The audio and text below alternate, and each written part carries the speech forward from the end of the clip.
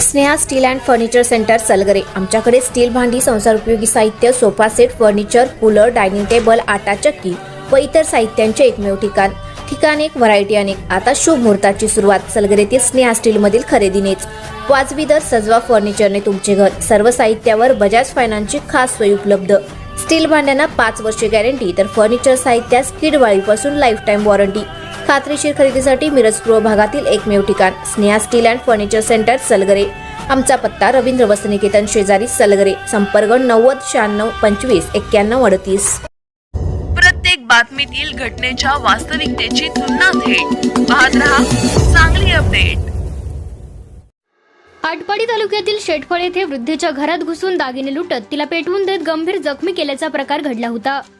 यामध्ये मालन मारुती जाधव वय वर्ष 85 यांचा उपचारादरम्यान मृत्यू झाला। कोणताही पुरावा तसेच सीसीटीव्ही नसताना स्थानिक गुन्हे अन्वेषणच्या पथकाने कौशल्य पणाला लावून आव्हानात्मक गुन्ह्याचा छडा लावला। आर्थिक आणि जमिनीच्या वादातून नाथ जावयाने हे भयानक कृत्य केल्याचे तपासात उघड झाले। या प्रकरणी संशयित जावई राजेश दिलीप गायकवाड वय वर्ष 30 राहणार बलवडी तालुका खानापूर याला पोलिसांनी अटक केली आहे। या गुन्ह्यात आणखी कुणाचा सहभाग आहे का याबाबत सखोल तपास सुरू असल्याची माहिती पोलीस अधीक्षक तुषार दोशी यांनी दिली। या घटनेची माहिती अशी की मृत मालन जाधव या शेटफळे येथे एकट्याच राहत होत्या। दिनांक 30 जून रोजी पहाटेच्या सुमारास अज्ञातांनी त्यांच्या घरात घुसून त्यांच्या अंगावर रॉकेल ओतून त्यांना पेटवून दिले, तसेच त्यांचे दागिने लुटले। उपचार सुरू असताना मालन जाधव यांचा शुक्रवारी मृत्यू झाला। घटना घडल्यानंतर आटपाडी पोलिसांनी घटनास्थळाचा पंचनामा केला, परंतु परिस्थितीजन्य कोणताच पुरावा पोलिसांच्या हाती लागला नाही। तसेच सीसीटीव्ही परिसरात नसल्याने चोरट्याचा देखील काहीच ठाव ठिकाणा कळला नाही। स्थानिक गुन्हे अन्वेषण विभागाने तपासाची सूत्रे हाती घेतली। मयत मालन जाधव यांना 3 मुले, 1 मुलगी तसेच नातवंडे आणि नातसून असा परिवार होता। कुटुंबातील सदस्यांसमवेत तसेच माहेरातील लोकांसमवेत मालन यांचे पटत नव्हते, त्यामुळे बऱ्याच वर्षांपासून विभक्त राहून त्या उदरनिर्वाह करीत होत्या। मालन यांच्या नावावर त्यांच्या माहेर असलेल्या बलवडी तालुका खानापूर येथे आणि शेटफळे गावी त्यांची शेत जमीन आहे। सदरची जमीन तिने मुलांना न देता नातू प्रवीण जाधव याच्या नावावर केली होती, त्यामुळे कुटुंबातील सदस्य त्यांच्यावर चिडून होते। मागील 1.5 महिन्यापासून मालन या त्यांचा नातू प्रवीण जाधव राहत असलेल्या घरातील एका खोलीत राहण्यास होत्या। दिनांक 30 जून रोजी पहाटेच्या सुमारास मयत मालन हिच्या नातीचा नवरा राजेश गायकवाड हा तिच्या घरात घुसला। त्याने त्यांना मारहाण करून अंगावरील सोने चांदीचे दागिने जबरदस्तीने काढून घेतले। यावेळी तिने प्रतिकार केला असता त्याने मालन जाधव यांना पेटवून दिले। वृद्धेला जिवंत जाळल्यानंतर आरोपीने तेथून पलायन केले होते। फिर्यादी विठ्ठल जाधव यांनी मालन यांना तातडीने प्राथमिक उपचार केंद्रात दाखल केले। तेथून त्यांना सांगलीतील शासकीय रुग्णालयात हलवण्यात आले। पोलीस मालन जाधव यांच्यापर्यंत पोहोचेपर्यंत गंभीररित्या भाजल्यामुळे त्या बेशुद्ध पडल्या होत्या, त्यामुळे त्यांचा जबाब नोंदवण्यात आला नाही। साहजिकच आरोपींच्या संबंधी कोणतीच माहिती पोलिसांना मिळाली नाही। बेशुद्ध होण्यापूर्वी मालन यांनी नातेवाईकांशी संपर्क साधला होता, त्या ऐकीव माहितीवरच पोलिसांनी तपास केला। तांत्रिक तपासाच्या आधारे पोलिसांनी नाथ जावई राजेश गायकवाड यास ताब्यात घेऊन चौकशी केली, त्यावेळी त्याने वृद्धेला पेटवून दिल्याची कबुली दिली।